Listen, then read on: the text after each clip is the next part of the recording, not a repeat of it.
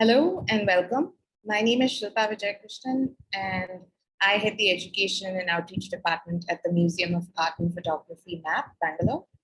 It is my pleasure to introduce our beginner level masterclass in food photography today. Food is really at the heart of who we are and what we do. It is both, the life source and expression of desire. One can scarcely probably think of anything, any other substance that human beings have attached more meaning to than food. And while food has played an integral role in our myth, ritual, and art for a long, long time, its representation has never been as prolific or as democratic as it is today. Today, phone cameras and social media has put food front and center in all of our lives so that we capture delicious moments and share them with friends, family, and the world, even so, or even more so in recent times post the pandemic. From personal experience, I know it is possible for great food photographs to actually make you drool and give rise to those immediate cravings. And helping us hone the craft of getting those right today is Rakhee Yadav. A Netherlands-based food photographer and visual storyteller, Rakhee Yadav brings the best of two worlds, using the magical Dutch light to photograph Indian dishes, showcasing their very wide variety. She may be drawn to the aesthetics of minimalism and the dark and the moody, but when she is not cooking and photographing Indian food, she is rustling up cupcakes. Her Instagram handle can be found in the chat box along with her bio if you'd like to see more of her work. From all of us at MAP, thank you so much, Rakhee, for giving us your time today. I would also like to thank Anand from Signable for doing the Indian Sign Language interpretation for this session. A quick reminder to everyone to address their questions in the Q&A box at the bottom of your screen. Please feel free to do this throughout the session, but Rakhee will also invite questions at specific points through the masterclass. Without further ado, Rakhee, over to you. Hi, everyone. Hi, Shilpa. Hi, Shruti. Hi, Map. Thank you very much for doing this session with me. I'm quite honored to have been asked, very humbled. Food photography, as you say, is the heart of everything we do. It's what brings us together, really. And especially in communities like India, where family is so important, I think it's the one thing that binds us and is without borders, let's say. So I'm just going to go right into it. This is a beginner's level, so I will not be going into too much detail. It's just the basics so that you have some sort of platform to jump from and then take it from there. So I'm going to start sharing my screen now.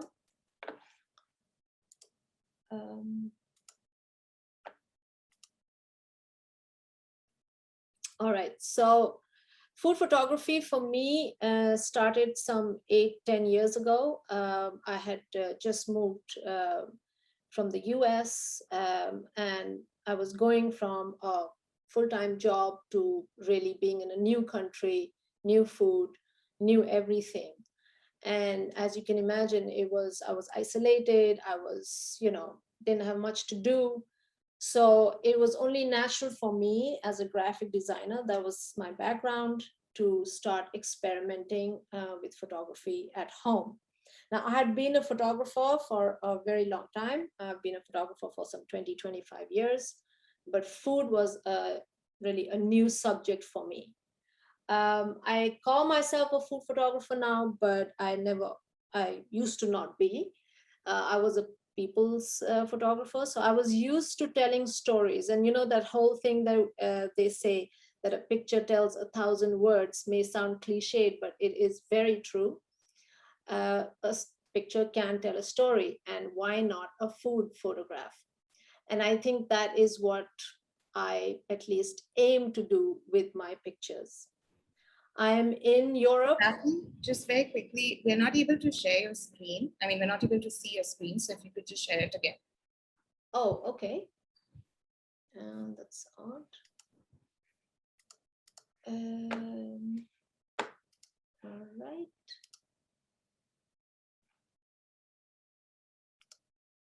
Can we see it now? Shilpa, can we see it now? It seems to be loading. It hopefully should Okay, come. let me try something else. Hold on.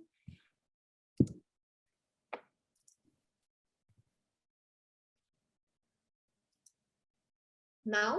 Yeah, this is. Okay. All right. So sorry about that, a bit of a technical thing. So I was just saying that I have been a photographer for a very long time. And so I think being in a new country, it made me not want to go outside because, you know, everything is new. So I started experimenting at home.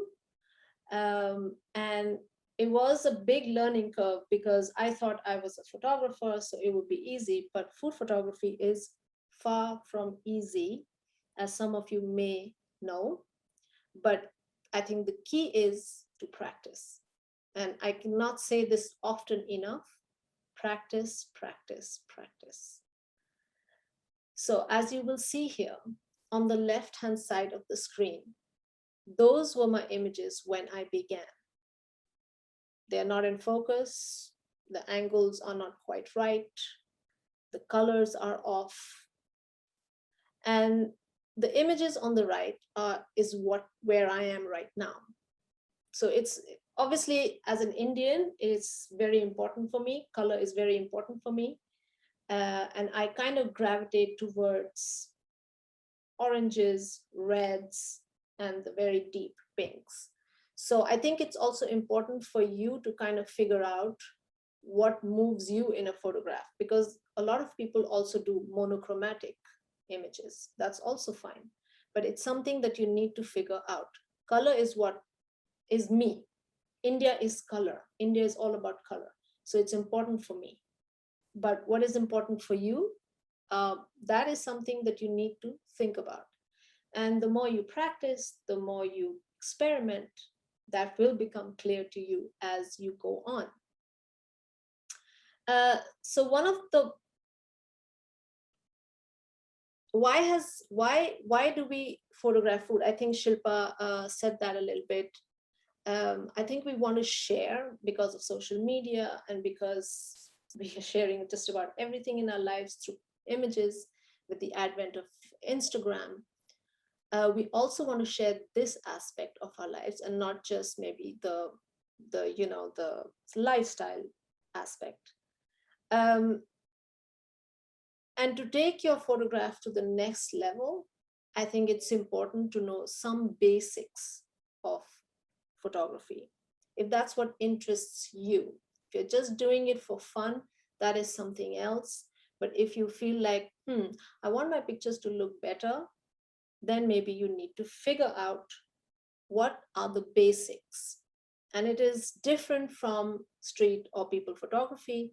So we're going to handle it differently as well. So this is a question that I get asked very often. Do I need to go out and buy a lot of equipment? And I always say, no, absolutely not. It's not the equipment that matters, it is your eye. Again, very cliched, but very true. When I began with food photography, I had a camera because, I was a photographer, but I disliked the idea of having to pick up a big camera and, take pictures with it. So I tried it with my phone. So for a long time, I was taking pictures only with my phone camera, actually. And back then, phone cameras were not as powerful as they are today.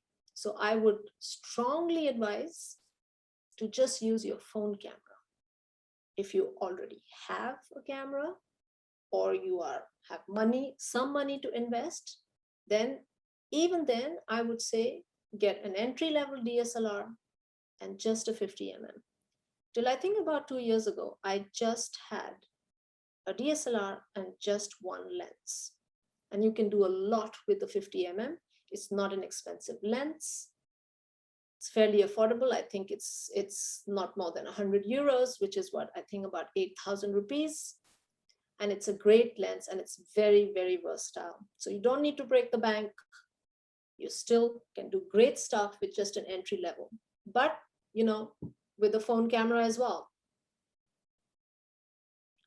So now we're going to do some basics in food photography, some of the basic aspects. And we're going to start with light.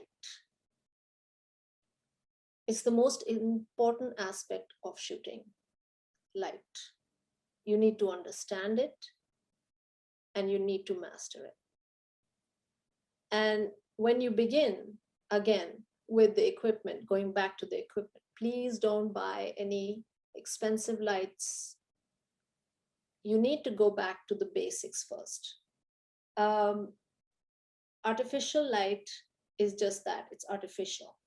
And to be able to master artificial, you first need to begin with natural light. And natural light is the most beautiful thing because you can experiment with it at different times of the day. It may be limiting because you have certain amount of hours of light in a day, but limitations also will make you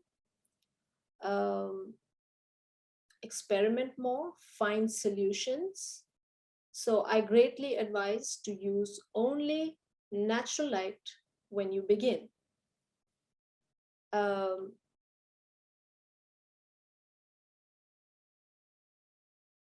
You have several different types of lights. Actually, before I start this section, I would like you to go around your house and look for the perfect spot where you can take your pictures. For me, it was in my living room. Literally, it's a small strip. I have no studio. It was a small strip that I found, which is where I set up every time. Now, I was limited because the space was so small, which is why earlier on in my pictures, you will find that I mostly do shots like the one in the middle here. That's a top-down, popularly called a flat lay. So go around your house and look for a spot where there is a door or there is a window where you have sufficient amount of light coming in. So what is side light? Side light is exactly what it says. It's light source coming from one side. So you will see in the picture on the left-hand side, the light is coming from the right-hand side. And you can tell that from the shadows that are falling on the left. So one side of your photograph is going to be darker. That is what we want. That is the mood it creates. If you want to minimize the light coming from the left, you can put what we call in photography a bounce card, but you don't have to again go out and buy one. You can use styrofoam, you can use a white sheet, you can use, I don't know, you can have cardboard that you paint white. So you can be inventive like that, and you don't have to, again, spend a lot of money. I'll tell you that I don't really use any equipment in my photography. So I just have my camera. I have my light source, which is actually a door on the right-hand side. I don't use bounce cards. I don't use blackout cards. And the reason why I don't do that is because I want to be able to find solutions without having a lot of paraphernalia with me. But that is me. You don't have to be like that. You can make it easier for yourself. And you can use those simple props, let's say, to be able to achieve the effect that you want. Backlight. Backlight is when the subject is lit from the back. So simple enough, as you can tell from the image in the middle, that the shadow is falling up front, which means light, you're facing the light your camera is basically facing the light when you're taking a photograph. This is a flat lay. So which means it's completely 90 degrees. Your camera is 90 degrees from parallel to the ground. This is very versatile, this kind of light, and it's usually, I use backlight for my images. Like I said, the space where I shoot is very small, so I don't have much room to put a table and be able to do other stuff. So there is such a thing as harsh light, which is the cornermost on the right. This you can achieve when you have full-on sun coming in. And this is, of course, this is a combination of harsh light with backlight. As you can see again, the shadows are falling up front. And here the shadows are very dark. So if you compare this image to the other two images, you'll see that the shadows are very, very stark. They have hard lines. They're not soft at all. So this you can also achieve with a strong bulb if you have. I have never tried it, but it is achievable with a bulb. And you can throw shadows of a plant like it is on the top corner or top part of the image. This has become very popular in the last 1 or 2 years, this style of photography. Because it's very pop art. It's like I said, it's very graphic, because there's so many shapes that you create just with the shadow. So these are the kind of lights that you can play with in the beginning. And it's important, especially if you're using your phone, that you use natural light. I'm going to say it 100 times if I have to. Please use natural light. I think we can go to some questions now. If anybody has any questions at this point about light, please do so.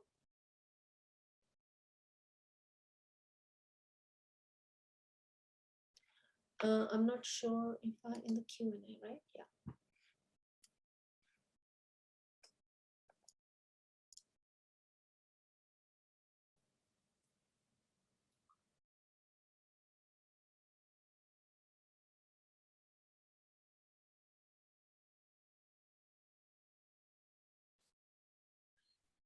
Okay, so Bankuri, I think, is asking how long do you take to set up before you click?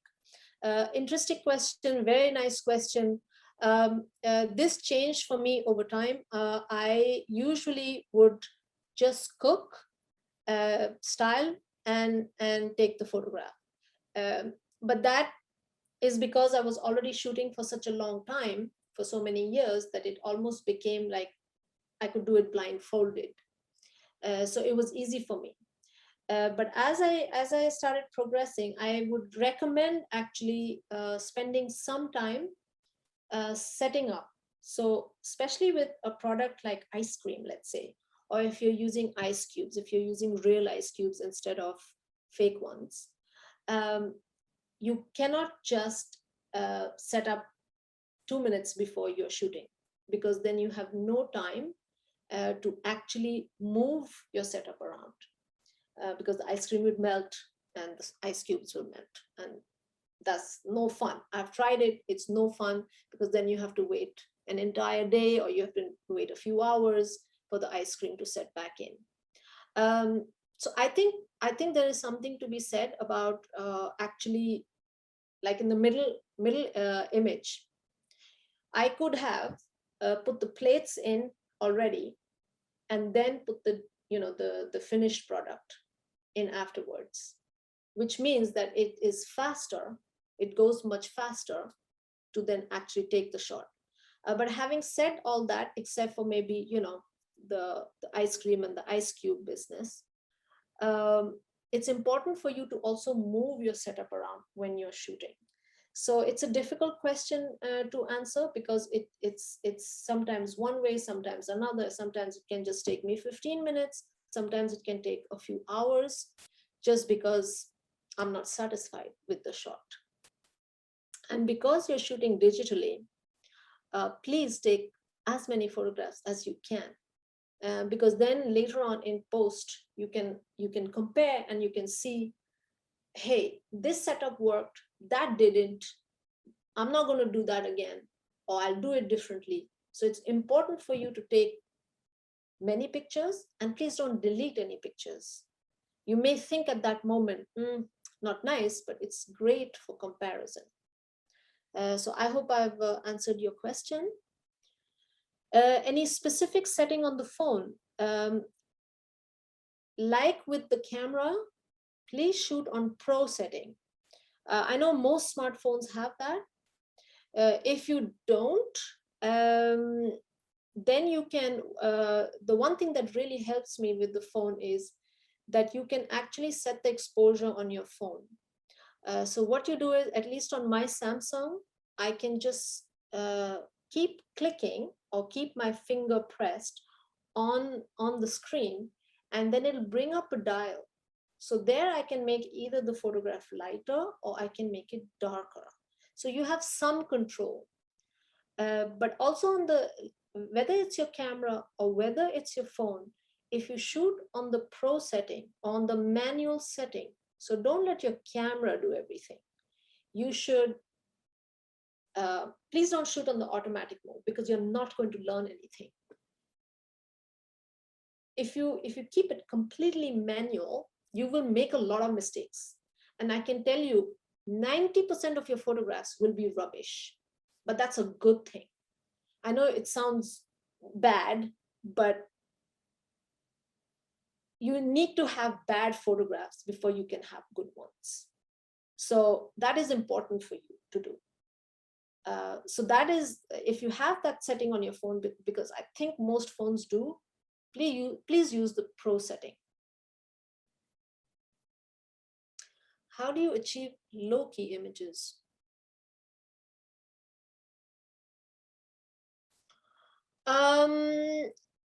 I don't have an iPhone, so I'm not sure, but I can tell you that anyone who's doing what you're talking about, either they're using a very dark background, or in post-production, they are darkening the background, which is very simple to do, actually. You can download Lightroom on your phones. It's a free app. I think it has some settings that are not open if you're not a member or you're not paying for it, but a lot of it is free, and you can easily do that on the Lightroom app. So what you do is you block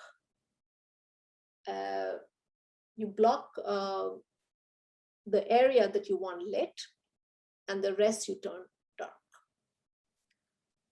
So it's it's post-production work, basically.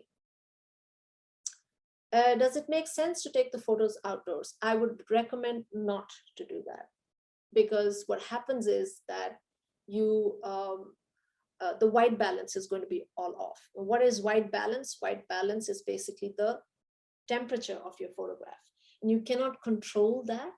You cannot control the light. You cannot control the temperature. No, not in the beginning, not unless you've learned how to use light. I still don't dare take photographs outside. However, for harsh light, you could, because again, it's really harsh, and you can get shadows and you can get shapes like in the third image. So for harsh light, it's okay. But if you want to create the image on the left or in the middle, that's a no-no, because the image will have no depth, it will be flat, and it'll be gray. The bright light was just light coming in from a window. So this is just placed on the floor.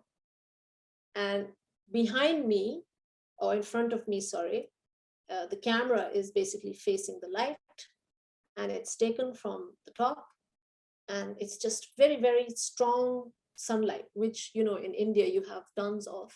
In Holland, it's difficult because most days are cloudy. So this is a difficult photograph to achieve with natural light. But when the sun comes out, you'll see me running to get my stuff together to get an image like this, because I'm very particular. I don't like to use artificial light. I like only natural light. I would not take a photograph on an iPad. Bad idea. The camera is not so good. So if you have a phone, please do it on your phone. How much post-production? Post-production, a lot of people do a lot of post-production work. And I used to, if I'm honest, I used to do a lot of post-production myself. But lately, I prefer to do it all in the camera. So I have enough understanding of my subject, of the food, of whatever, the light situation. I know it so well that now I do a lot of it in the camera. So my post-production work on a particular photograph would probably take just, I don't know, 5 minutes. That's not a lot. Good point, Devyani. Please do not use flash. I forgot to mention this. Please do not use flash for food photography. Not a good idea. Unless you are using artificial light and it's, it's a strobe light. That's different. But no to flash. No to flash. No flash, please. Reynold, I cannot tell you major settings of the camera. There is no such thing. It depends on your in what the situation is. Is it a dark day? Is it a light day? What is the quality of the light coming in? So that is an impossible question to answer. It depends.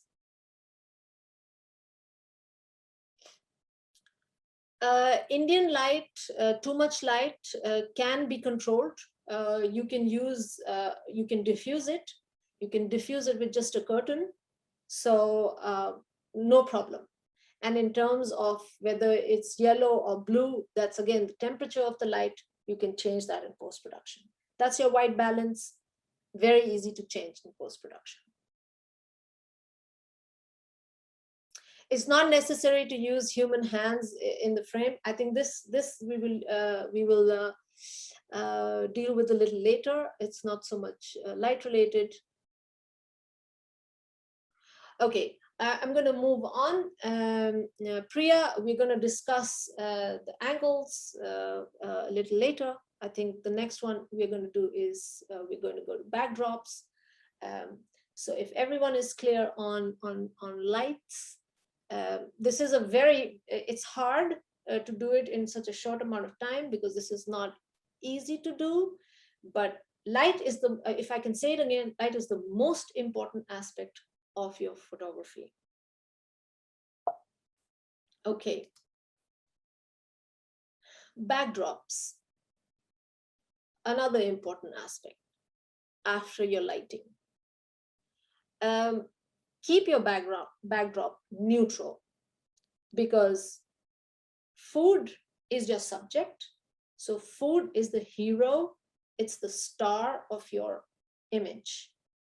So imagine this, if a backdrop is cluttered, it's messy, it's all sorts of different colors, your food, which is the star of your image, is going to get lost. Especially in images that I do. My images are very bright, a lot of color. Now, if I put, let's say with the image on the right, it's basically warm colors with a cool background. But if I had put, I don't know, a patterned cloth at the back, it would take away the focus from the citrus fruit to actually the cloth in the background, because it simply is messy. So background is very important. I know a lot of bloggers and food photographers spend tons of money on backdrops. Again, not needed. You can create your own backdrops, and actually I use only 2, at the most 3 backdrops.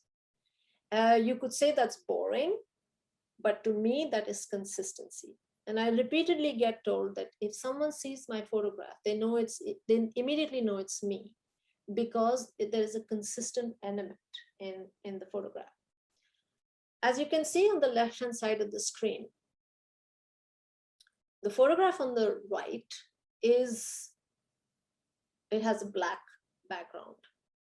So the honey that is being poured, at least for me, there's nothing else on the photograph but the honey. And that is basically what I want to show as well. And that is the storytelling aspect as well, right? You need to be able to figure out what is it that you want to depict. And in this image, it was, for me, the stickiness of the honey, the sweetness of the honey. And I love honey.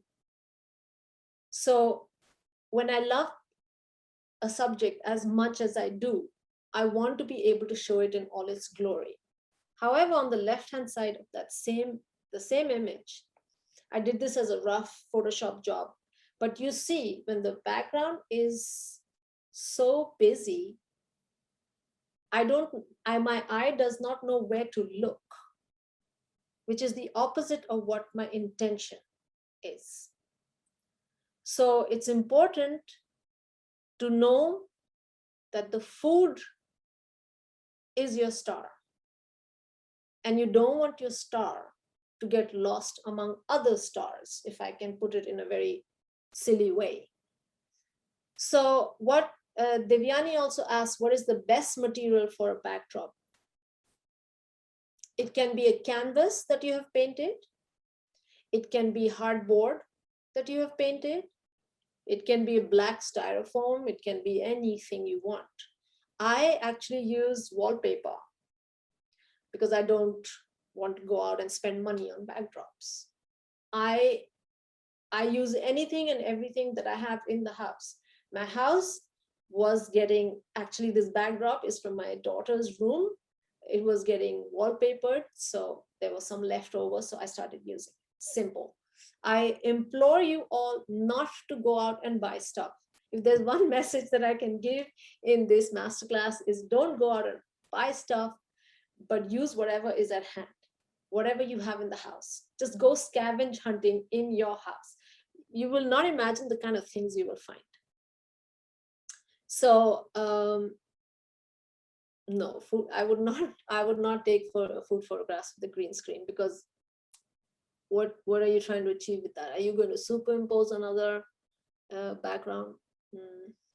That doesn't make sense. So backdrops indeed are important. Keep them clean, keep them, and you can also do the whole color wheel thing. So if you see that I have unintentionally used the color wheel in the two photographs on the right. So it's a warm thing with cool, and again, there's warm food with cool. So I don't necessarily like to use technical aspects in my photography, because I shoot more from an instinct based feeling. Then I'm not technical at all. If you ask me technical stuff, I will not be able to tell you, because I shoot from the fact that I love doing it. And I know a lot of people get afraid that they are not technical, and therefore they will not be able to do it. Please, not important. All those S-curves and pyramids, and forget them. Forget them. Please forget them. Just experiment. Just put the food in front of you and just shoot. Shoot, shoot, shoot. All those silly terms that you see on Instagram, I'm really sick of them. No need. So I'm going to see the questions. Yeah, the hands are mine. And I shoot them because I'm shooting on the floor. People laugh at me. So I will position myself and use it on a timer. I don't have anyone to help me. So Elizabeth, I do that by myself. My camera is actually also, I used to have a remote once upon a time, but I don't know what happened to that. It doesn't work anymore. But I know a lot of the new cameras are also Wi-Fi. You can control them with your phone. So great way. You can just shoot from your phone. So I wish I had that actually, because I really do miss that. Because what I need to do is I put it on the timer and then I run to position myself basically. But yeah, it works. Do I leave space for captions? No. Why? I'm not, unless it's a shoot for a magazine and it's for an ad. Why would I do that? No, I don't leave space for any captions or anything. But again, negative space is important. So if you see the image in the middle with the burgers, there is a lot of negative space because there's room. It is a fairly busy shot. I would not call this a minimal shot. So it is important in the frame that you give some space for breathing, because otherwise it's too much. If it's too much, the viewer will walk away, whether it's online by swiping or if it's hung up somewhere. The viewer is going to walk away because it's too much to take in. So negative space is important. And that also, again, comes with practice. Because I remember that in the beginning, I knew the concept of negative space, of course, but I was not able to translate it into my work. So that has come with time.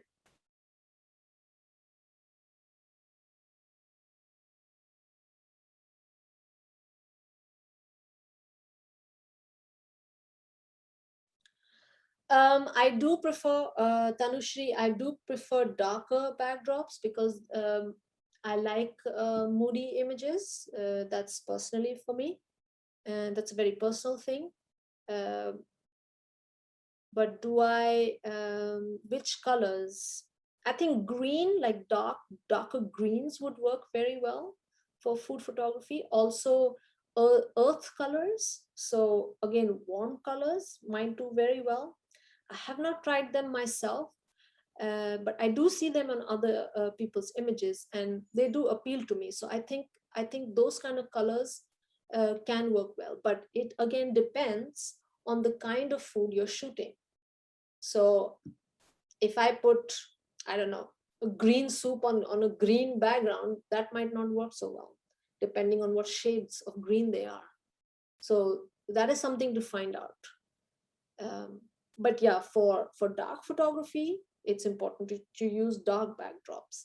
If I was more tuned to doing light photography, then I would choose lighter backgrounds, because I have tried doing dark, like lighter photographs with dark backdrops, and it just simply does not work.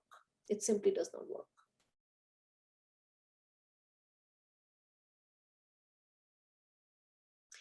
Yeah, Susan, it is a good idea to contrast background colors with the food. So again, I would suggest you go back to the color wheel. If you have, there are plenty of color wheels available online, so you can check. I personally don't do that. I just, because I only work with 2-3 backdrops, I simply put them on my darker backgrounds. Now, darker backgrounds lend themselves very well to bright foods. And since I am someone who uses a lot of color in my photography, it works well with me. But the color wheel can help. I find it tedious to do because, again, I do it more out of instinct rather than anything technical. But contrasting colors do work very well. As you can see in the image on the right-hand side and in the middle, that the warmer colors do come out when they're on a cooler background. That does work. So blue complements reds and oranges, actually. And the same thing is with the middle photograph. The colors of the background are slightly grayer, but they are still on the bluer side. And they are complementing. And the bowl on the front, it has got a green element in it. So the cooler colors are complementing the warmer colors. I don't use any watermark on my photographs for Instagram. I know some people do it. I'm not a big fan, just because I feel it looks too commercial, and I'm not. I have to think about that one, because I from a visual aspect, I don't like looking at it. I certainly don't like looking at pictures of people who do it. So I don't know what your objective is with doing that. Are you scared that people are going to steal your images? They could anyway. Unless you're going to put it right in the middle, they could crop it out. So think about what your objective is, and if people want to steal, they're going to steal it anyway.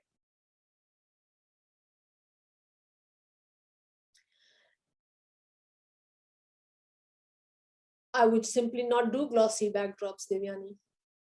Not a good idea.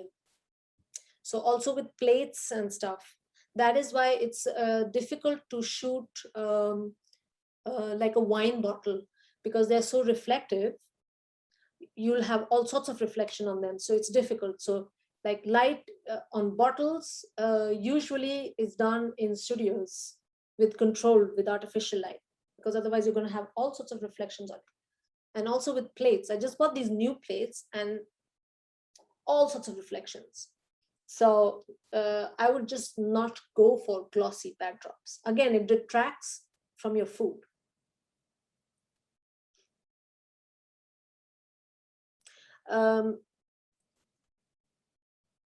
Angles we're just going to do after this. Any tips for conceptualizing story behind the shot? That is something that will come through if you love your subject. I say this a lot on Instagram as well, that if you are shooting something that you love, it will show through. So Trina, if you love Indian food, but you are shooting cakes just because cakes are popular, it's going to be half-hearted. You are simply, this generation is a smart generation. It just figures stuff out. So they'll know that you don't love, because it's going to show through in your photograph. And I know for a fact that that also happens with me. If I'm shooting something like, let's say, I don't know, Mexican food, which I love eating, but I don't really have much else with it. So it just simply shows in my photograph. It doesn't look good. I may try 100 million times, but it just doesn't look good. On the other hand, Indian food, that's my soul. So, and a lot of people say Indian food is difficult to shoot. I don't understand that. Because for me, Indian food is the simplest thing to shoot, because I love it so much, So if you love it, don't worry about creating, that's too contrived that I need to show something. If you love it, it will show through. I will be speaking about angles next. I think we can go on to the next slide.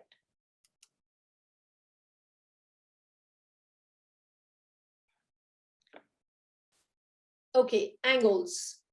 Angles is something that I would say should receive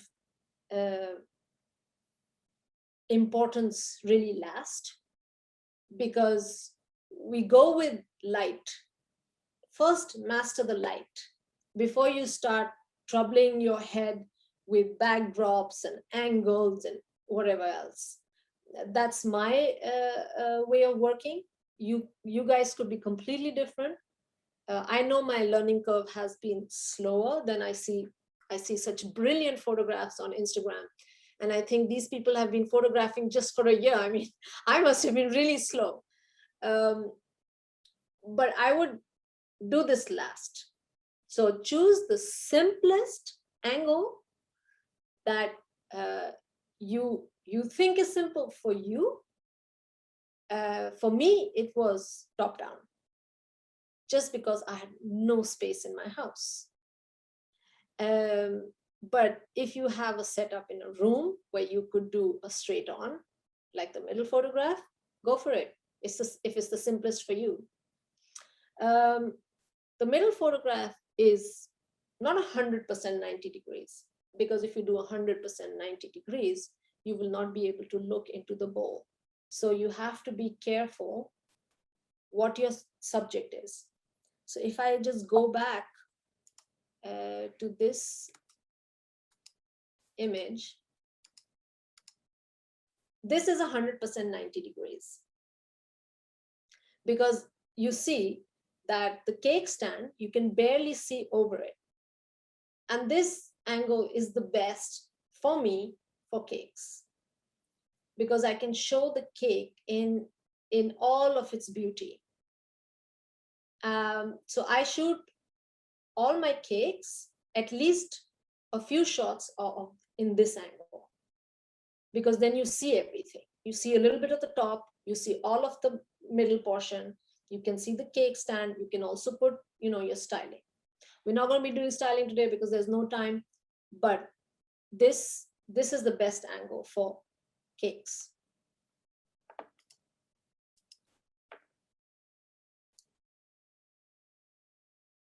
So, like I said, top down is simple to do, but it's not simple, not good for cakes, because if you do a cake, unless you have a slice cut out, you only see the top of the cake. You don't see anything else.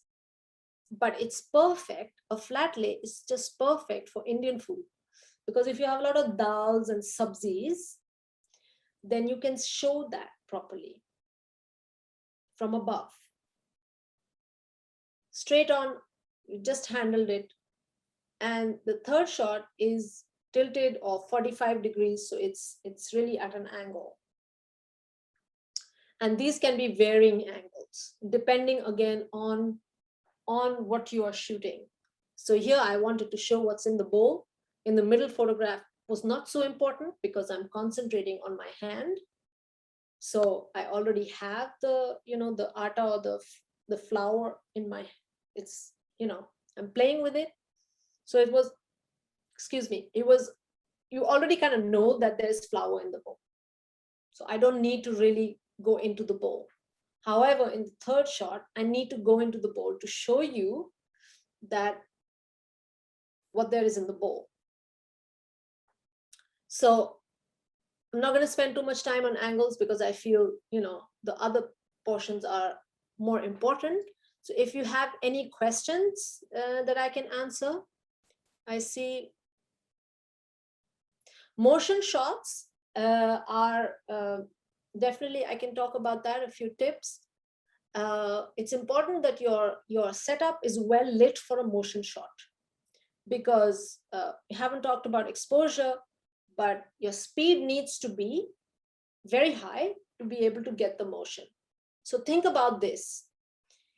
If there is something happening in motion, let's say someone is running, if your speed is too low, you will catch a blur, because the shutter is not closing fast enough.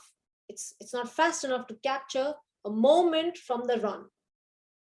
But if you do it really fast, then you can see in the honey, I've kind of frozen the honey. My hand is moving it, but because the shutter speed is high, it's frozen my hand and the drip. This is practice. Now, if your setup is not well lit, you cannot go very high on the shutter speed because there's not enough light. So that's why a lot of people use artificial light to do motion shots. But since I refuse to do that, and I only want to use natural light, I have to do this when it's a brighter day, so that I can possibly raise the shutter speed to be able to catch the motion.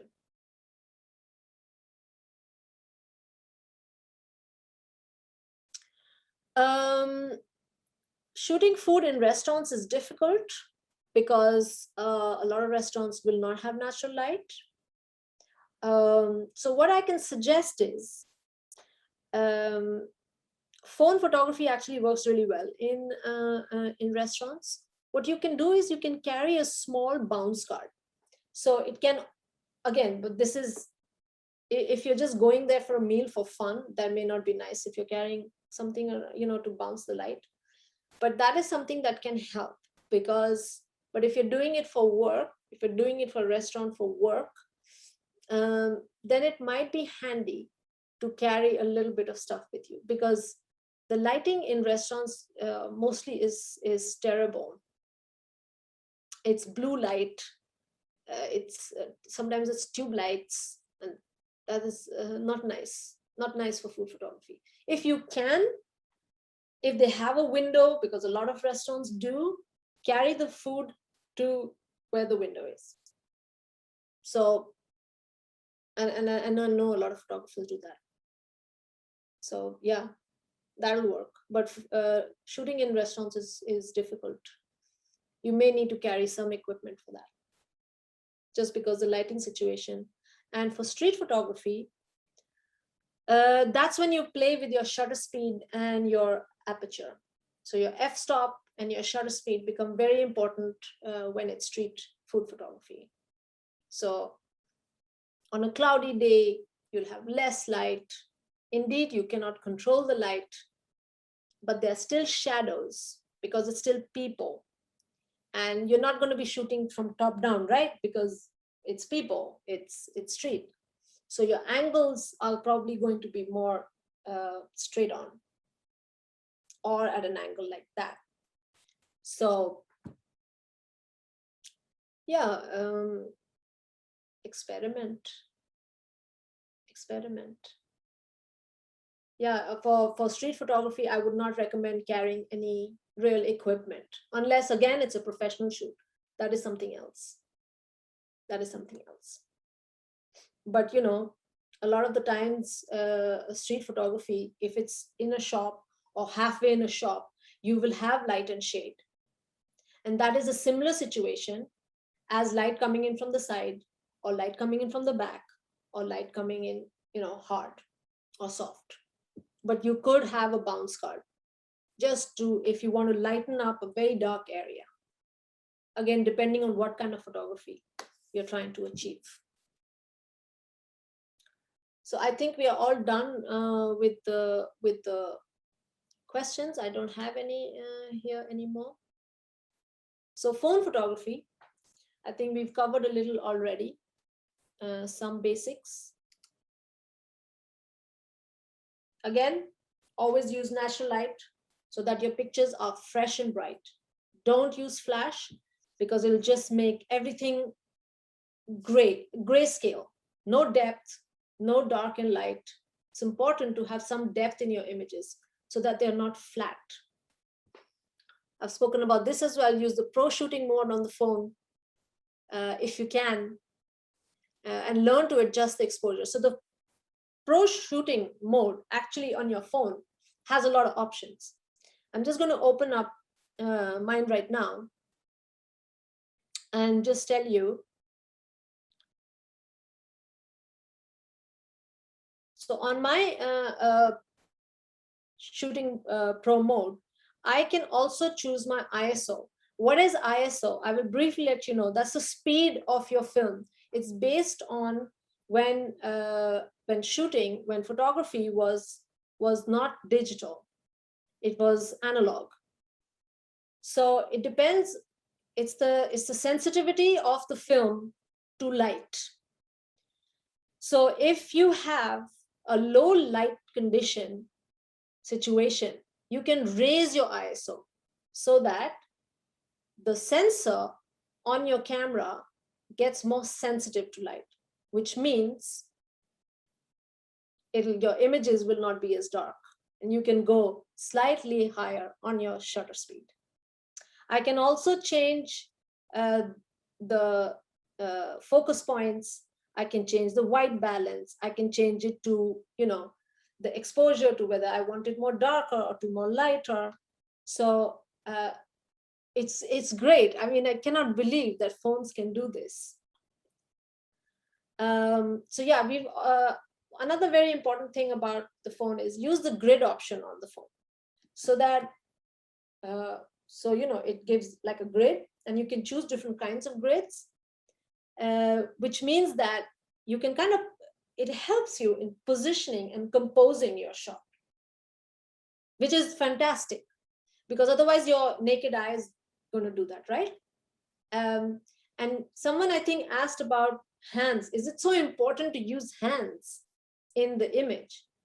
For me, it is, because for me, the whole aspect of Indian food and our mothers and our sisters and all the, these older women who serve food relentlessly day in and day out.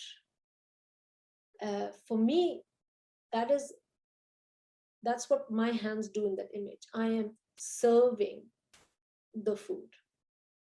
So that is my ode to my heritage, that I am basically kind of giving a homage to my mom, who spent her entire life in the kitchen, basically.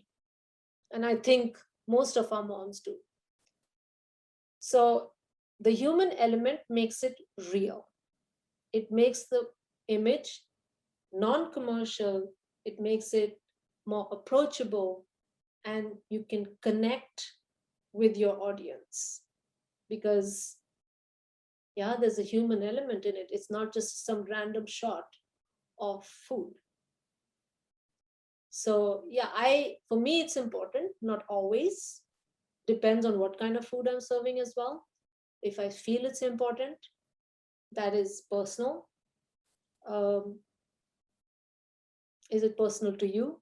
I also, a lot of people say about my bangles. I do that because, again, I'm Indian. I want to show I'm Indian. That's important to me. So it is what is important to you. It's very important to know. This is a word that is used very often. Be authentic.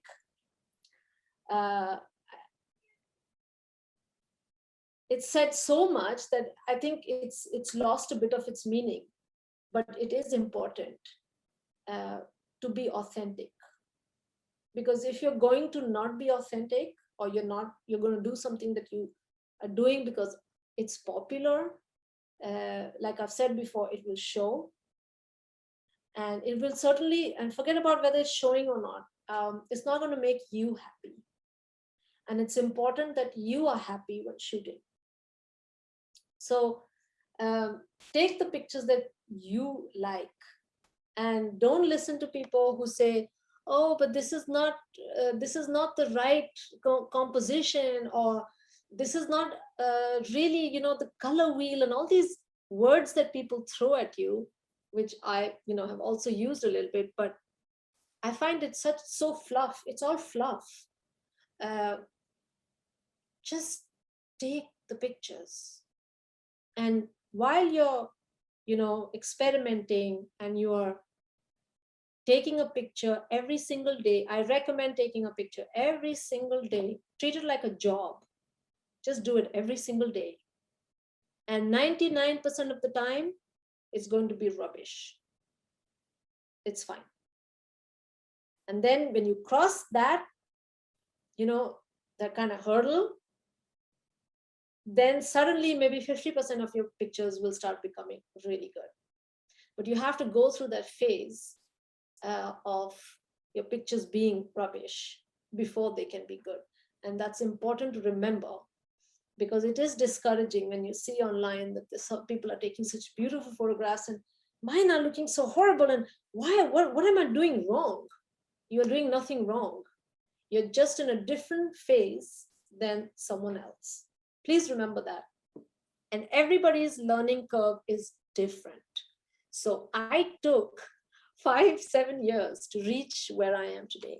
Maybe you reach it in a few months, and that's okay.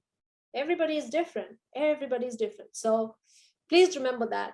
I hope you have enjoyed this session. We're doing really good for time. I think we have only a minute left. But it was fantastic. I hope I said something useful, and that you enjoyed it a little bit and have learned something. And thank you, everyone. Thank you so much, Rakhee. It was certainly enjoyable, and I think a lot of practical advice on how we can do better with our food photography.